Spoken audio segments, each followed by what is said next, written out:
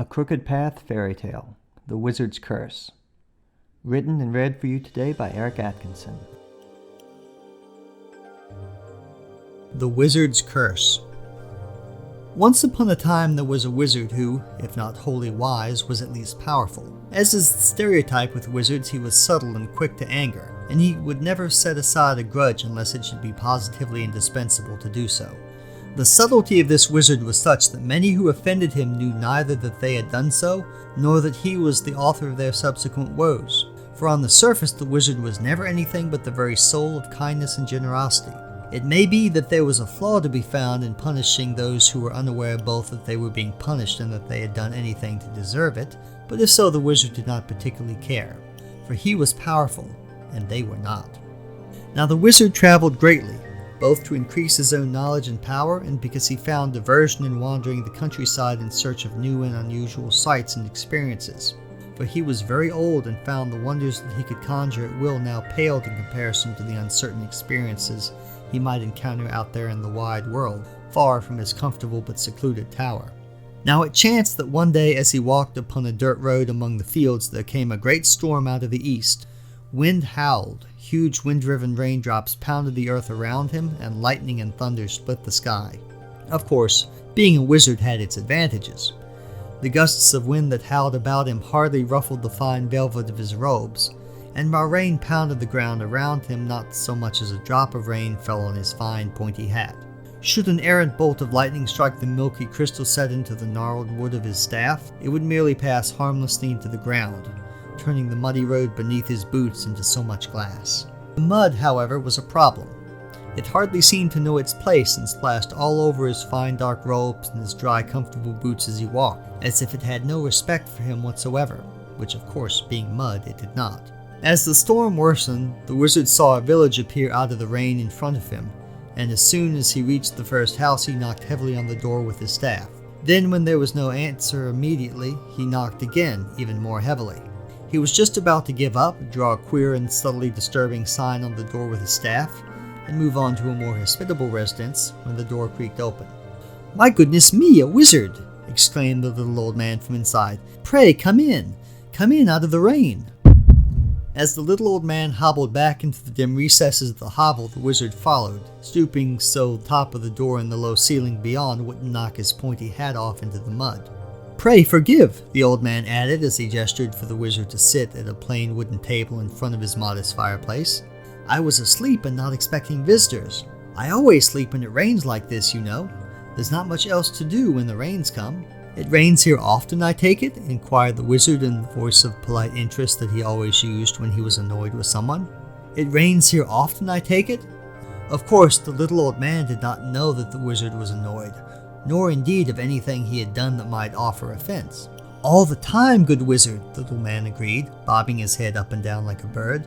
"All of here retire indoors and wait upon the end of the rain to go back out and get the work again. It's terrible dull and candles are too expensive to work by, so I sleep. I do hope you'll forgive me." But the wizard did not forgive the old man, who had set him at his plain wooden table in front of the fireplace but offered neither food nor drink, nor even beer or red wine. The two had talked politely until the rain had lessened and the early afternoon sun peeked out from behind the departing clouds and started to dry the mud and puddles on the road. And the wizard departed, and he did not draw a queer sign on the little old man's door, for he had thought of a far better way of paying the old man back for his mistreatment than of sending him on a random adventure to be cooked alive by a dragon or eaten by talking spiders or flayed by trolls with peculiarly English accents.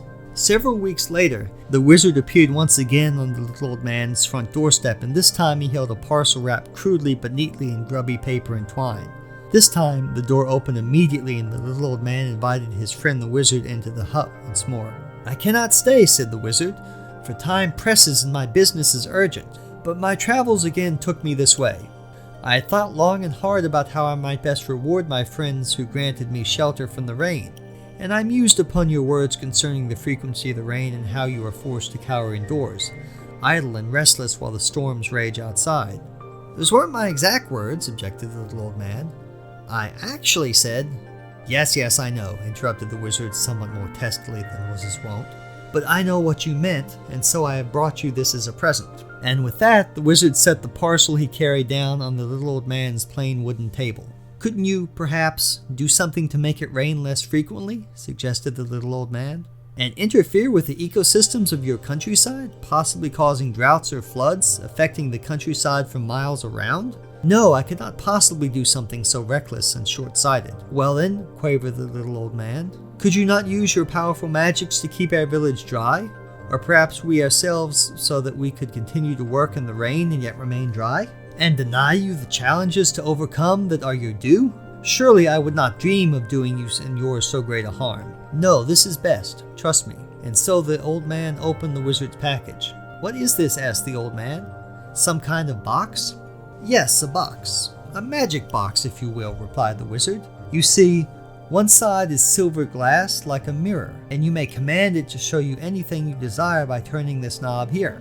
The wizard indicated the flat, round knob on one side. "And it will even speak to you," the wizard continued, pointing out another smaller knob set in the box's wooden surface. As he turned it, a faint and maddeningly depressive tune emerged from the box's unseen interior.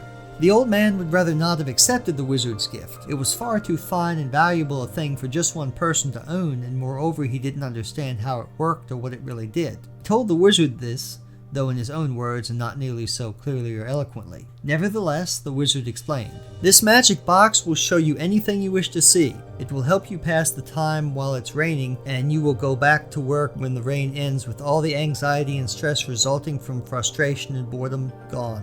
You can even use it after dark if sleep will not come, and even as a light in place of candles, for it creates its own light. Not so bright as the sun it is, more akin to a bright full moon, but yet shall you see.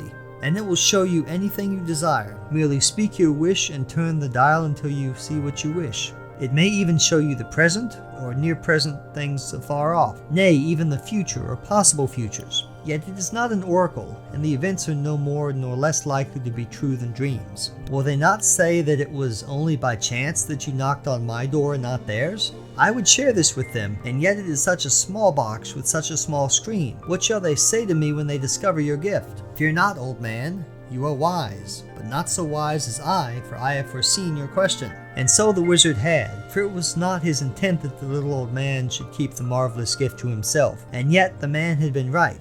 The box was too small, the screen too tiny, and the sound too soft for many to watch at once. The wizard did not wish for discord and disharmony to arise from his gift. "This is a magic box, you see," explained the wizard patiently. "Now there is but one, yet I have laid an enchantment upon it that will allow you to copy it. Merely construct a box, be it of any material or size, and touch this box to it and speak a simple spell. I will teach you, and behold, that box will become as this box, a magic box to show and to speak for your amusement and that of you whom you choose."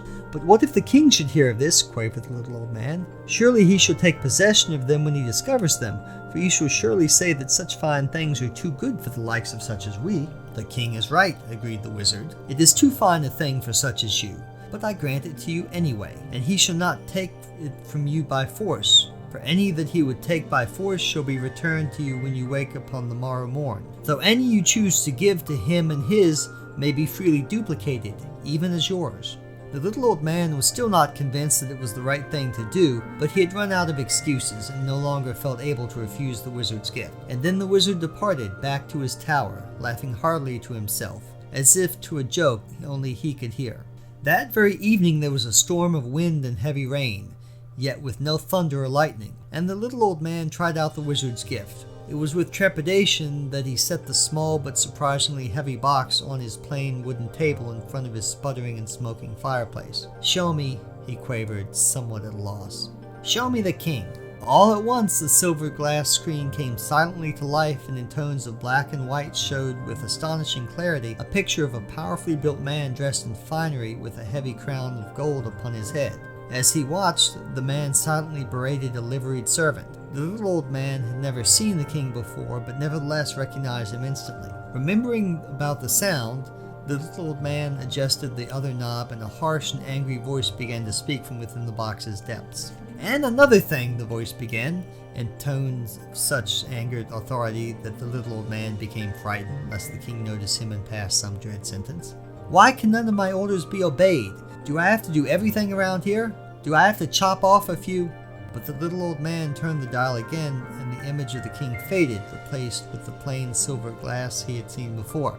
The little old man breathed a sigh of relief that the king had not noticed him. That was enough of kings for one day. "All right, magic box," he said after he'd wiped the sweat from his brow and had time to think a few moments. "Show me the queen." This time when the image appeared, it took him a moment to realize that he was seeing the inside of a stable. Fine clothing was scattered about the hay, but in the center of it all a man lay on top of a woman. The little old man's face turned bright red, in spite of the curious and conveniently placed black squares and rectangles. "My goodness," he said to himself. Having once been a young man himself, he knew immediately what he was seeing, even without having to turn on the sound. Perhaps the wizard's gift was not such a troublesome thing after all. Soon the whole village had magic boxes, for the little old man was not the sort to make his neighbors do without. Not everyone was thrilled with the wizard's gift, but soon even those who condemned the magic boxes the loudest spent half the night seated in front of them, rooted to the spot as if he or she were a corpse undecayed. And the wizard had been right. The magic boxes were most excellent for passing the time while it rained. In fact, spending time in front of the boxes was so enjoyable it was difficult for the little old man to get up and get back to work when the rain was over, or to get a good night's sleep. Many suffered from this curious reluctance to stop watching the magic pictures, but all agreed that it had been a truly marvelous gift the wizard had bestowed upon them.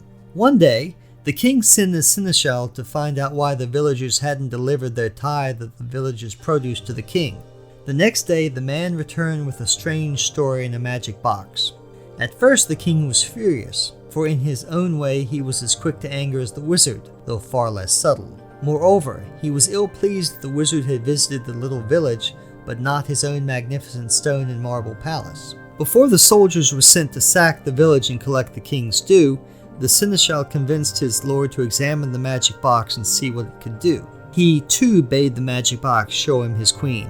Just like the little old man, he himself turned bright red in the face as well, although in his case with anger, and he sent the guard to lay hands upon the queen and throw her, and whoever she was with, in prison.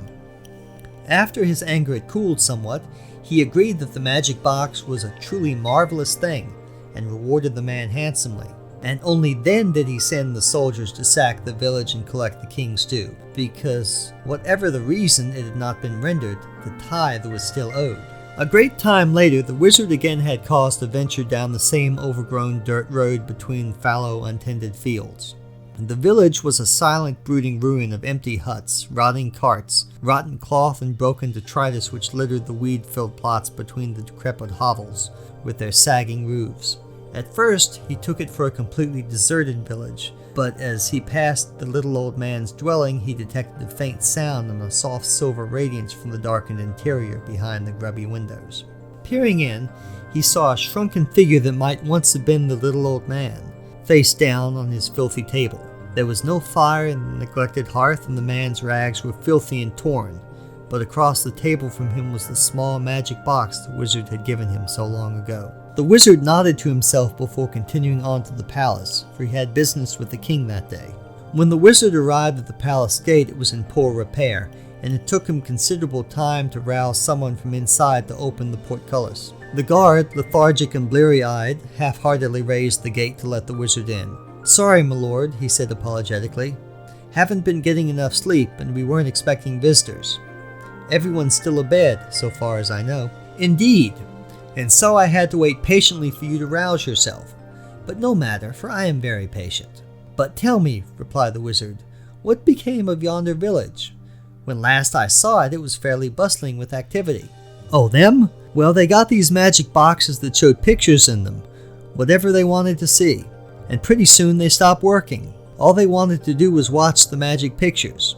But they weren't working the fields proper, so they didn't have any crops to pay their taxes or tithe with. The king sent a score of soldiers to collect it, but there was nothing to collect.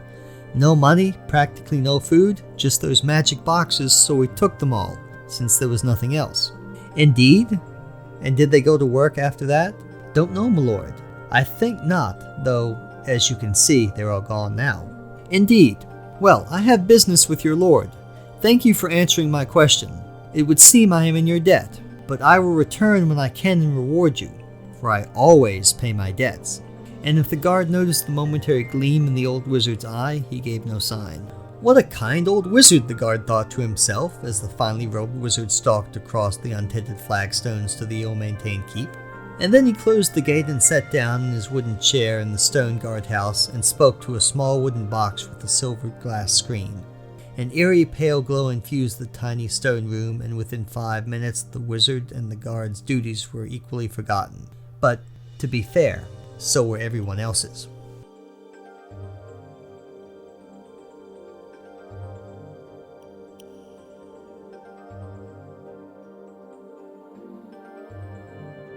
Thank you for listening, and I hope you have enjoyed this recording.